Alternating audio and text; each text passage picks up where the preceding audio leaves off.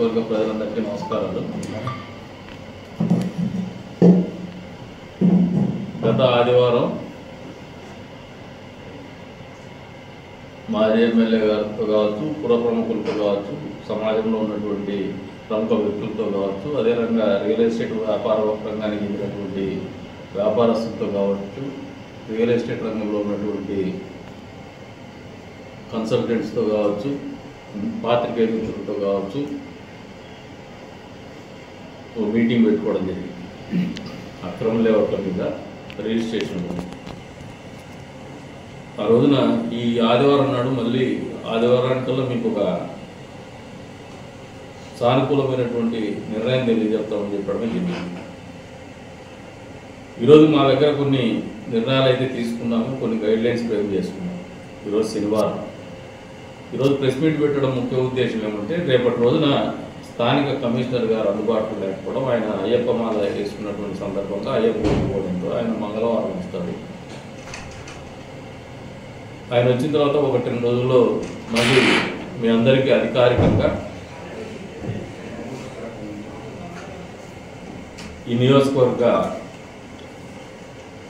పరిపాలనాధికారులు, sub register officer, అదే రంగం municipal commissioner, RTO గారి సమక్షంలోనే మేము ఆలోచన చేసినటువంటి విధి విధానాలని ప్రజలకు తెలియజెప్పడము, వ్యాపారస్తులకు తెలియజెప్పడం జరుగుతుంది. దీంట్లో పారదర్శకత ఖచ్చితంగా మెయింటైన్ అవుతుంది.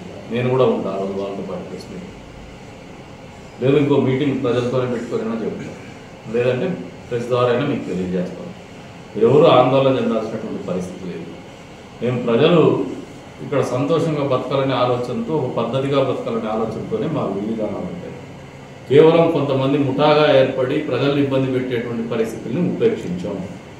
మళ్ళీ చెప్తున్నాను, ప్రభుత్వ భూముల్ని బాధేసినటువంటి పరిస్థితుల్ని మేము అడ్డుకోకపోతే కూడా సామాజిక బాధ్యత లేనట్టు, ప్రజలకు సుపరిపాలన అందించలేనటువంటి పరిస్థితులు నెట్టివేయబడతామనే ఆలోచనతోనే మాకు ఇటువంటి ఆలోచనతో ముందుకు పోతాను. మీ ఆశీస్సులు ఎప్పుడు మీరు సర్వోదయం అర్థం చేసుకొని మీ ఆశీస్సులు ఎప్పుడు మాకు ఉండాలని చెప్పేసి కూడా, మీరే మా ధైర్యం అని చెప్పేసి కూడా ఈ సందర్భంగా తెలియజేస్తాం. మేము చేసే ప్రతి మంచి పనిలో కూడా పారదర్శకత ఖచ్చితంగా ఉంటుంది, నమ్మండి. ప్రతి విషయం మిమ్మల్ని పరిగణలోకి తీసుకుని మేము నిర్ణయాలు చేయాలనే ఆలోచనకు వచ్చి పరిపాలన అందించబోతాం. చంద్రబాబు నాయుడు గారి నాయకత్వంలో మేము ఆలోచించేది ఇదే ఎమ్మెల్యేగా. మీకు అందరికీ చెప్తున్నాం, ఏదైతే సబ్ రిజిస్టర్ ఆఫీస్లో అవినీతి పెరిగిపోయింది, ప్రైవేట్ ఎంప్లాయీస్ వచ్చేసి అవినీతికి ఆజ్యం పోస్తున్నారు. వీటన్నిటి మీద చర్యలు ఉంటాయి చెరువులు. అదే రకంగా స్టాంప్ రైటర్లో కూడా చెప్తాను, మీరు వృత్తిగా స్వీకరించినారు. ఈ ఊరు మనల్ని అందరినీ అకామిడేట్ చేసింది. నన్ను ఒక ఎమ్మెల్యేగా, ఒక రాజకీయ నాయకులు నన్ను అకామిడేట్ చేసింది, పాత్రికేయ మిత్రులుగా మిమ్మల్ని అకామిడేట్ చేసింది, ఒక సబ్ రిజిస్టర్ ఆఫీసర్ ప్రభుత్వ ఉద్యోగులు వాళ్ళని అకామిడేట్ చేసింది. అదే రకంగా స్థానికంగా ఉన్నటువంటి స్టాంప్ రైటర్లకు, అడ్వకేట్లకు వాళ్ళకు ఒక వృత్తినిచ్చేసి వాళ్ళని అకామిడేట్ చేసింది. ఈ ఊరు బాగుంటే మనం అందరూ బాగుంటామనే ఆలోచన మీరు కూడా రమ్మని చెప్పేసి తెలియజేస్తాను. ఎందుకంటే మీరు సరైనటువంటి దిశలో పోవడం లేదు. దీని మీద కూడా ఖచ్చితంగా తీవ్రంగానే ఆలోచన చేస్తాం. మీరు మారాలని ఏందనేది కూడా మీతోనే మాట్లాడతాను. మీ మీద అభియోగాలు పోకుండా మీతో చర్చా వేదిక మీతో ఖచ్చితంగా ఏర్పరచుకుంటాను. మీరు చేస్తున్న తప్పులు కూడా ఎత్తి చూపిస్తాను. మీరు తప్పుల నుంచి నేర్చుకొని ఈ రోజు నుంచి వారం రోజులు టైం ఇస్తాను. మీరు ఏం తప్పులు చేస్తున్నారో మీకు తెలుసు. ప్రజలతో బాగా చర్చ ఉంది, సమాజంలో బాగా చర్చ ఉంది. మీరు ఆ తప్పును కరెక్ట్ చేసుకోకపోతే తీవ్రమైనటువంటి చర్యలు కూడా మళ్ళీ నేను చర్చా వేదిక మీద కూడా చెప్తాను. దాని తర్వాత కూడా మారకపోతే ఖచ్చితంగా కఠినమైనటువంటి చర్యలు ఉంటాయి. మీ రోజు రోటీ లాక్కోవడం మా ఉద్దేశం కాదు. మీరు దుష్ప్రచారాన్ని మొదలు పెడతారు. ఊరు బాగుండి మనందరిని అకామిడేట్ చేసింది, ఊర్లో ఒక సంతోషకరమైనటువంటి వాతావరణంలో ప్రజలందరూ కూడా గౌరవించేటువంటి వాతావరణంలో పనిచేయాల్సిన బాధ్యత నా దగ్గర నుంచి మొదలు పెడితే వార్డు మెంబర్ వరకు అన్ని వర్గాల వారికి, పాత్రికేయ మిత్రులు, స్టాంప్ రైటర్స్, అడ్వకేట్స్, ఎంప్లాయీస్కి అందరికీ కూడా ఈ బాధ్యత ఉందనేది మేము మర్చిపోతాము. మీ వృత్తిలో మీరు అధికంగా డబ్బులు సంపాదించుకోవడంతో ఎవడన్నా అడ్డొచ్చి వాడిని బెదరగొడతారు, వాడిని గురించి చెడ్డలు. ఇదివరకు పోవాలి మనం. You should have a social responsibility. మీ దగ్గర ఉండడం లేదు. మీకు ఇంకా 10 రోజులు టైం ఉంది. ఈ 10 రోజుల్లో మేము కూడా గమనిస్తాం, ప్రతిదీ గమనిస్తాం, నిశ్చితంగా గమనిస్తాం. మీకున్న ఇన్ని రోజులు ఉన్న అడ్వాంటేజ్ ఏమంటే నాయకుల దగ్గర ఈ రకమైనటువంటి మున్సిపల్ కమిషనర్, ఆర్టీఓ గారి సమక్షంలోనే మేము ఆలోచన చేసినటువంటి విధి విధానాలని ప్రజలకు తెలియజెప్పడము, వ్యాపారస్తులకు తెలియజెప్పడం జరుగుతుంది. దీంట్లో పారదర్శకత ఖచ్చితంగా మెయింటైన్ అవుతుంది. నేను కూడా ఉంటాను వాళ్ళతో పాటు ప్రెస్ మీటింగ్, లేదు ఇంకో మీటింగ్ ప్రజలతోనే పెట్టుకోవాలన్నా చెప్పాను, లేదంటే ప్రెస్ ద్వారా అయినా మీకు తెలియజేస్తాం.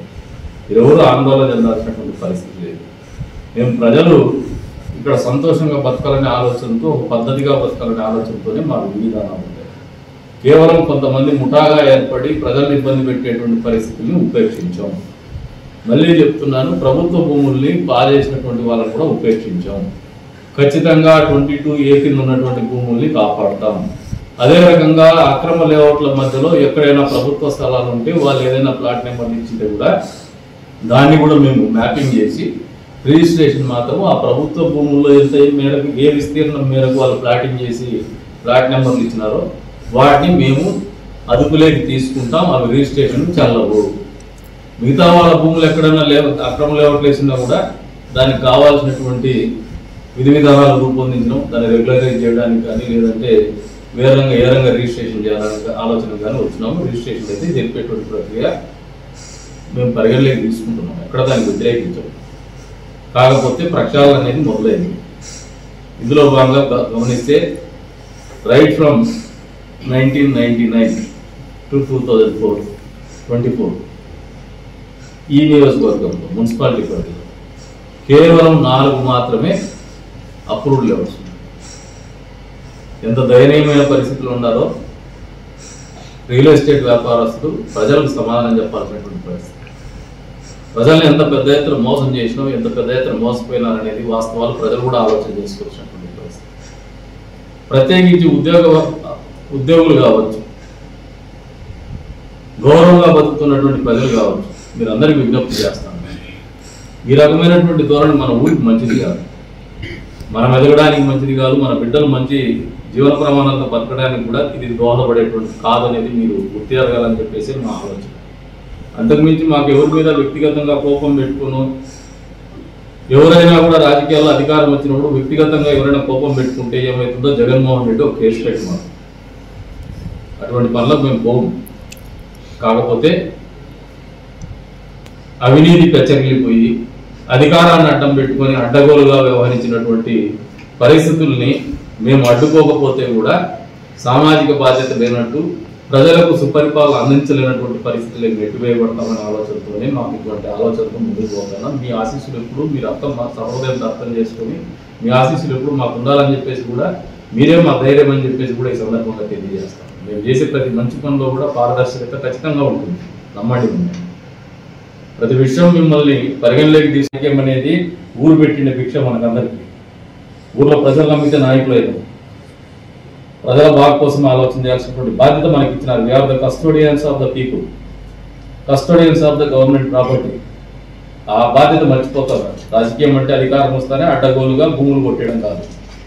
ఖచ్చితంగా మళ్ళీ చెప్తున్నా, ఏ పార్టీలో నాయకులైనా చట్టానికి అతీతులు కాదు. వచ్చే రోజుల్లో మా చర్యలు ఇంకా కఠినతరంగానే ఉంటాయి. 22A కానీ ప్రభుత్వ భూములకు కానీ, లేదా ఇప్పుడు ఉన్నటువంటి అక్రమ లేఅవుట్లు ఉన్నటువంటి వాళ్ళకి కానీ we are waiting for the land grabbing act. అది చట్టం రూపేణ వచ్చేంత వరకు కూడా మీ మీద కేసు పెట్టాం. ఎవరైనా రిలాక్స్ అయిపోయిందిలే మాకు బెయిల్ దొరికింది అనుకుంటున్నారేమో. వీఆర్ అవైటింగ్, కఠినంగా వ్యవహరించాలని we are awaiting. Act once is released, be careful cinema మొదలవుతుంది. మీరేమైనా ఇంకా సురక్షితమైనటువంటి ప్రదేశాలకు వెళ్ళిపోయినామనే భావనలో ఉన్నారేమో. చాలా టఫ్గా ఉంటాం. వచ్చే రోజుల్లో, వచ్చే 30 సంవత్సరాలు మేము చేసేటువంటి చర్యలు ఈ ఊర్లో ఒక పద్ధతిని, ఒక సాంప్రదాయాన్ని నెలకొల్పే విధంగానే మా చర్యలు ఉంటాయి. ఎవరైనా ముట్టుకోవాలంటే ప్రభుత్వ భూముల్ని కానీ, లేదు దౌర్జన్యం చేయాలంటే, రౌడీజం చేయాలంటే భయపడే విధంగానే మా చర్యలు ఉంటాయి.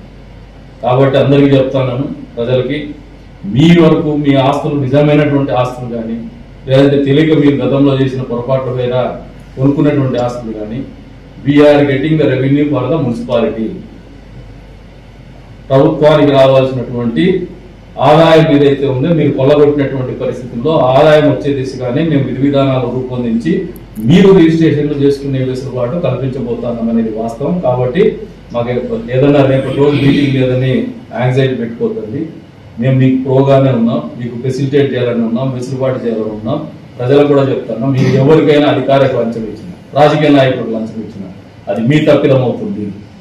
మీకు అటువంటిది ఏదన్నా ఎవరైనా అడిగితే మా దృష్టికి తీసుకురావాలి. మున్సిపాలిటీలో కూడా అలిగేషన్స్ వస్తాయి.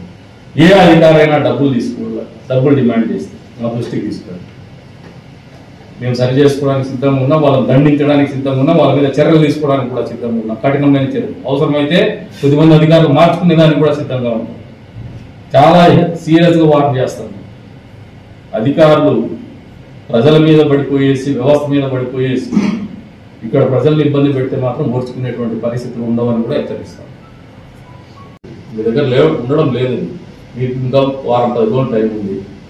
ఈ 10 రోజుల్లో మేము కూడా గమనిస్తాం, ప్రతిదీ గమనిస్తాం, నిశ్చితంగా గమనిస్తాం. మీకున్న ఇన్ని రోజులు ఉన్న అడ్వాంటేజ్ ఏమంటే నాయకుల దగ్గర ఈ రకమైనటువంటి ఆలోచన ధోరణి వాళ్ళకి అనుభవం లేక. నాకు 20 ఏళ్ళ అనుభవం ఇచ్చింది, నాకు బాధ్యత ఇచ్చింది, కాబట్టి నేను ఖచ్చితంగా ప్రవర్తిస్తాను.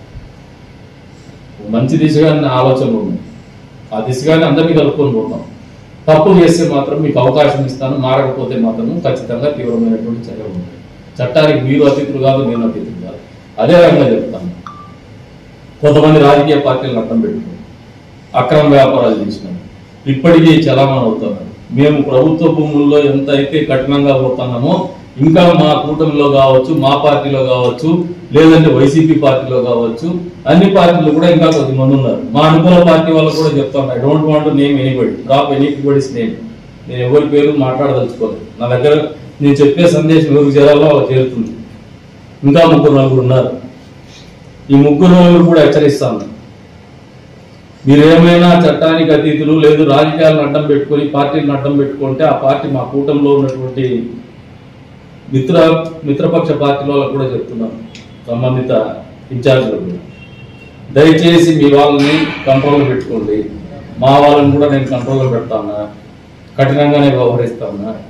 మొదటగా క్రమశిక్షణ అనేది మనతోనే మొదలు కావాలా, రాజకీయ పార్టీ నాయకులతోనే మొదలు కావాలా. మాకున్న ఇన్పుట్స్ మాకున్నాయి, అథెంటిక్ గా ఉన్నాయి. It is a document. ఒక్కసారి ప్రభుత్వ భూమిలో పట్టాల మోసాలు ఉన్నాయంటే ఖచ్చితంగా it's a document. We cannot deny evidence.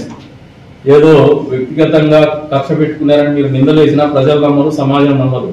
నేను చేసే ప్రతి పని కూడా మళ్ళీ ప్రజల మధ్యకి పోయే తెలియజెప్పేటువంటి కార్యక్రమం ఉంటుంది. మీరు బెదరగొడితే భయపడే పరిస్థితులు. రాజకీయం అనేది ఊరు పెట్టిన భిక్ష మనకందరికీ. ఊర్లో ప్రజలు నమ్మితే నాయకులు అయితే ప్రజల బాగు కోసం ఆలోచన చేయాల్సినటువంటి బాధ్యత మనకి ఇచ్చినారు. We are the custodians of the people, custodians of the government property. ఆ బాధ్యత మర్చిపోతారు. రాజకీయం అంటే అధికారం వస్తానే అడ్డగోలుగా భూములు